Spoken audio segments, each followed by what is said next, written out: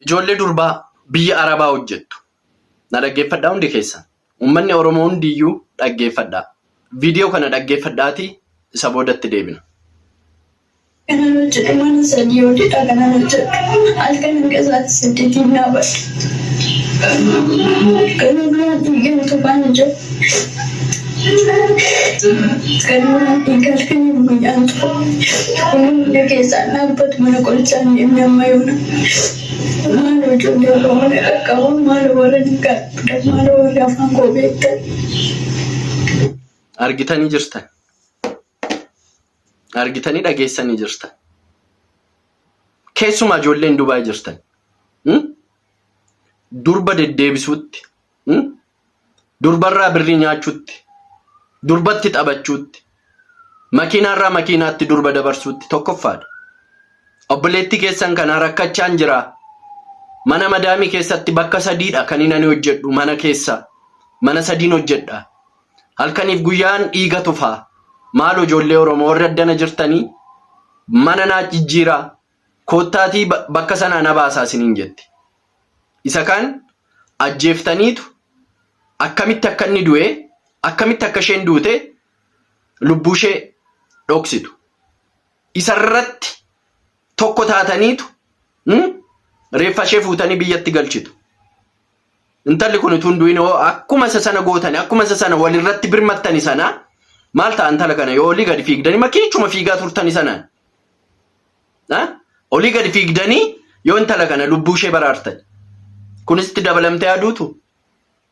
Dhugaa waaqa jiraataa isinitti hima dhaggeeffadhaa. Yenna rakkina ijoollee Arabaa. Yenna haati ishee rakkattu ijoollee Arabaa. Yenna abbaan ishee rakkatu ijoollee durba Araba jirtu. Oromoon gaafa rakkatu ijoollee durba Araba jirtu. Utuu birrii kon jedhin, utuu humna kon jedhin, utuu guyyaa tokko hin sassatiin. Nama rakkate bira, Oromoo rakkate bira kan dhaabatu, jaallattanis jibbitanis daasforaa osoo hin taane ijoollee Araba jirtu ijoollee durbaadha. Siifini. Kan rakkachaa jirus ijoollee durbaadha. Ijoollee Araba jirtu. Maal si waaqa sodaattanii, waaquma sodaattanii obbolaan keessanitti yoo taphachuu dhaabattan. Maal ta'a? Dhugaa waaqa jiraataa isinitti hima. Amma intala kana namni qaqqabe tokko jira. Namni viidiyoo ishee hojjete jira. Ganni irraa kana. Jira natti hima. Waaqaan sodaadhaa. Obbolaan qabdu taanaan. Haadhatu sin dhale haadha keessaa baatanii taanaan. Ijoollee durba Araba jirtutti hin cakkaniina. Ijoolleen dhiira jirtu. Ijoolleen biyya alaa jirtan kun. Ijoolleen Araba keessa jirtan kun obbolaan keenyatti hin taphatiin isinitti hima. Isa kaan ulfeessitee ulfarraa baasta. Isa kaan immoo birrii fettanii ajjeestu. Waa baay'ee jira. Bukoo baay'ee jira. Isa kaan viidiyoo waraabdee viidiyoon asfararraa ji'a ji'aan damoozarraa fudhatta. Dhiisa waaqaan sodaadhaa dhiisa. Jireenya isaanii haa jiraatanii. Ofaa jijjiirratanii. Dhiisaan dogoggorsiinaa ijoollee durbaa. Hin dogoggorsiinaa.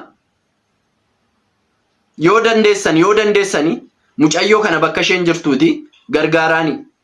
Bakka bareedaa tokko geessisa. Waan gaggaarii hojjedhaa. Maal sin keessaa waan gaarii namni hojjetu tokko akkamitti dhibu? Dhugaa baay'ee nama gaddisiisa. Mana sadiin hojjedhaa. Halkanii guyyaan dhukkubsadhaa. Afaaniif funyaaniin dhiiga tufaa. Mana yaalaa deemeen beeku. Adaraa Oromoo na gargaaraa warri biyya kana jirtan isiniin jechaa jirti. Maal ta'a yoo gargaartan? Maal ta'a yoo bira dhaabbattan?